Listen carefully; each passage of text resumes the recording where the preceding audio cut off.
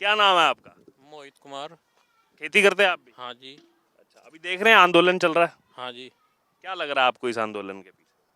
ये तो केजरीवाल का षड्यंत्र है। हाँ, वो जो 17 दिसंबर में बुला रखा है राहू जेवेन्यू कोर्ट ने। राव जवेन्यू कोर्ट ने। हाँ, उससे बचने के मारे ड्रामे करवा रहा है भगवंत मान पे। हाँ, हाँ, तो पूरी तरीके से उसका कराया हुआ काम है। हाँ। हाँ। तो यहाँ से नहीं जा रहे किसान? ना, यहाँ से कोई नहीं जानेगा। बावड़ा थोड़ा ही है, यहाँ का किसान पढ़ा लिखा है। हाँ। यहाँ तो चुकर देखो इतने स्कूल कॉलेज ये हैं, पढ़ लिख रहे, सब पुराने बुढ़े भी हमारे पढ़े लिखे हैं। बावड़े थोड़ा ही हैं यहाँ लोग। अच्छा, क्योंकि वो आंदोलन नाम तो दिया है किसान आंदोलन, लेकिन बीच में आपने सुना होगा कोई खालिस्तान की भी बात कर रहा है, कोई कह रहा है मोदी को पंजाब में नहीं घुसने देना। ये तो पहले से ही करें। एक वो उसकी भिंडरा वाले की वो पहन रहा टी शर्ट। हाँ। कोई कह रहा अमृतपाल को छोड़ दो। तो ये तो पूरी तरीके से इसमें 80% खालिस्तानियों का कब्जा है। 20% ही कोई भोले भाले किसान होंगे जो किसी के बहकावे में आकर आगे, नहीं तो 80% जो है ये खालिस्तानियों का कब्जा है। ये किसान आंदोलन नहीं है, ये तो बिल्कुल बेवकूफ़ बनाने वाली बात है। और हमारे यहाँ से तो राकेश टिकैत जी हैं, और ये जितना भी पुराना संयुक्त मोर्चा है, कोई नहीं जा रहा इस आंदोलन में, ना कोई जानेगा। बिल्कुल बेवकूफ़ बनाने वाली बात है। तो यानी किसानों का नाम आगे किया जा रहा है और मंशा कुछ हो रहा है। हाँ, मनसा बिल्कुल जो या मोदी जी की लहर बन रही राम मंदिर का उद्घाटन होने से, इसे कैसे रोकें, इन्हें कोई और रास्ता नहीं मिला। इन्होंने जो किसान का भेष भर के, और हैं सब ये आम आदमी पार्टी के और कांग्रेस के कार्यकर्ता ज़्यादातर इनमें, और नाम किसान का ले रहे, जबकि ऐसा कुछ नहीं है। जो आपने चीज कही कि राम मंदिर बनने से मोदी का ग्राफ बढ़ा है, ये कल का एक उनके नेता का वीडियो वायरल हो रहा है, वो उसमें वो मीडिया के बीच में ही उन्होंने कहा है कि ये राम मंदिर बना दिया तो मोदी का ग्राफ इतना ऊपर चला गया है, वो ग्राफ नीचे करने के लिए हम सब इकट्ठे हुए हैं। वो उनके मुंह से सच निकल गया। और ये जब से राम मंदिर बना और रामलला की प्राण प्रतिष्ठा हुई, तो कई बार जो है सरस्वती जी इनकी जीभ पे बैठ जा, और जो इनके दिल की बात है वो इनकी जुबान से बाहर निकल जा, बाद में पछतावे हालांकि है, लेकिन देश की जनता को सच पता चल जा इस तरह की बातों से। तो वो बिल्कुल सरस्वती जी उसकी जीभ पे बैठ गई थी और उसके मुंह से सच निकलवा दिया।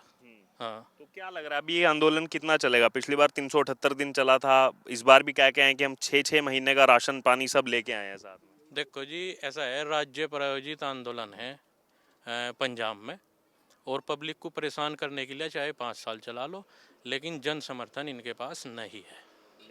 हाँ, तो क्या कारण है अभी एकदम से तुरंत ये जो आंदोलन इतना खड़ा किया? बिल्कुल वो जो डल्लेवाल ने कहा उनके नेता ने, वही है, मोदी जी की लोकप्रियता को घटाने के लिए, और लोगों को लगे कि किसानों पे इतना अत्याचार हो रहा, वो करने के लिए। हाँ, नहीं तो ऐसा कुछ भी नहीं है। आप भी तो किसान है, पिछली सरकार और इस सरकार में क्या कुछ अंतर नजर आता है? खूब जमीन आसमान का अंतर है। इस सरकार की संवेदनशीलता का अंतर है। देखो, केंद्र सरकार के मंत्री कितनी बार कितने दौर की वार्ता करने के लिए इनसे चंडीगढ़ वहीं मौके पर जा रहे। तो यह संवेदनशीलता है इस सरकार की किसानों के प्रति। और अगर सबसे ज़्यादा इस सरकार की संवेदनशीलता को पहचाना तो चौधरी जयंत सिंह ने पहचाना, इसीलिए वे इस विपक्ष के इंडी गठबंधन को छोड़ के भाजपा के साथ आ गए। और जयंत चौधरी जी ने संसद में कहा भी है कि हमें मोदी जी के अंदर चौधरी चरण सिंह का अक्स दिखाई देता है। तो चौधरी चरण सिंह के पोते कोई बेवकूफ़ नहीं है, उन्होंने बिल्कुल सोच समझ के ये बात कही, और भारत रत्न भी दिया चौधरी चरण सिंह को। इससे भी यहाँ के लोग खुश हैं बेहद। क्योंकि जो आपने ये जिक्र किया इससे मेरे को एक वाक्य याद आया, 1998 का किसान आंदोलन चल रहा था बैतूल मध्य प्रदेश में, और दिग्विजय सिंह उस समय मुख्यमंत्री थे। तो वो किसान आंदोलन चलता उससे पहले खत्म हो गया क्योंकि अंधाधुंध फायरिंग की, 2 दर्जन किसान वहीं पर सीधे उनको मौत के घाट उतार दिया। इसके अलावा इन्होंने 60 साल देश में राज करा, और 60 साल में ये किसान की समस्या का हल नहीं कर पाए। किसान को आज जो समस्या है भी, उनकी जनक कांग्रेस है, कांग्रेस की वजह से है। अगर इन्होंने जिस सरकार से 10 सालों में मोदी सरकार ने काम किया, अगर कांग्रेस ने इसी तरीके से काम करा होता, तो आज देश की अर्थव्यवस्था भी पूरे विश्व में नंबर 1 पर होती, और किसान की हालत भी आज आज से बहुत अच्छी होती। इसका जहाँ भी जो भी ये बची कुछ समस्याएं हैं किसानों की, इनके लिए भी ज़्यादातर कांग्रेस जिम्मेदार है। 5वीं अर्थव्यवस्था पर तो आ गए हैं अभी वैसे। हाँ, तो जल्दी तीसरी पे भी आएंगे। अच्छा, मोदी जी की बात रिपीट कर रहे हैं निश्चित निश्चित। कि तीसरी बार लाओ तीसरी अर्थव्यवस्था। मोदी जी की बात पर पूरा विश्वास है। पूरा विश्वास। हाँ जी, सही है बिल्कुल।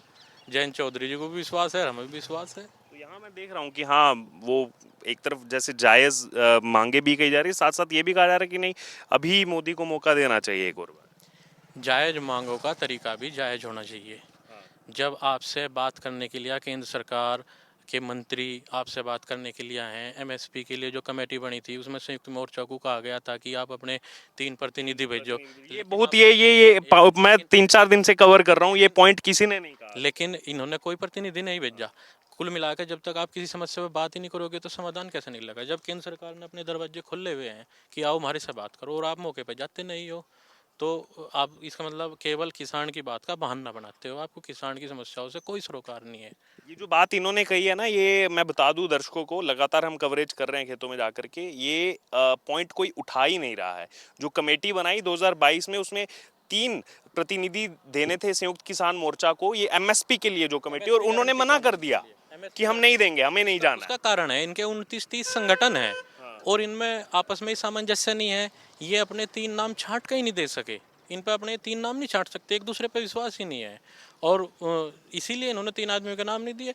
और रही बात, जो भी बात का पता चलता वो तो तभी तो पता चलता जब मान लिया आप वहाँ जाओ, उस कमेटी की बैठक में शामिल हो, जब भी तो पता चलेगा कि कौन कौन से मुद्दे हैं, कौन कौन से पॉइंट आपको एमएसपी गारंटी कानून में रखवाने हैं।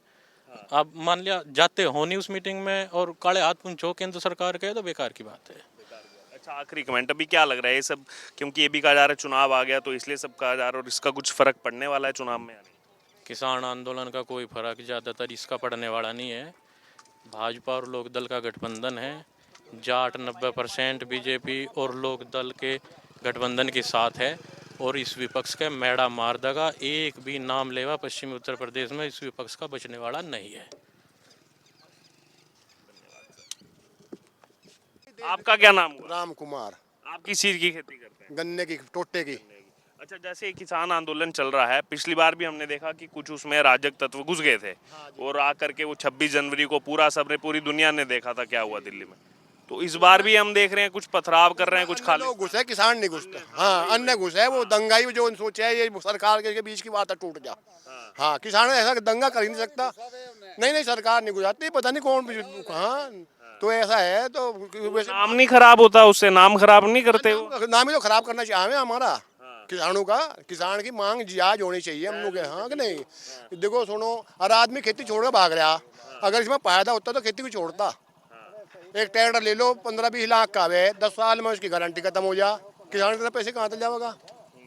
भाव कुछ बढ़ा नहीं, 20 रुपये भाव के बढ़ाए। तो ये क्या लग रहा है जो ये कर रहे हैं बीच में राजग तत्व घुस के, क्या कारण है इसके पीछे? इन्हें जो भी कर ये मतलब उसको है, मतलब किसानों को बदनाम करो, झगड़ा हो जाएगा और किसान बदनाम हो जाएंगे बस। चुनाव भी आ रहा है। नहीं, चुनाव का तो इतना है, वो तो थोड़ा हुआ करे माड़ा मोटा चुनाव के टाइम ही। देखो सुनो, अगर मान लिया हमारी बात मान ली जा तो हम सड़क पर क्यों जावे?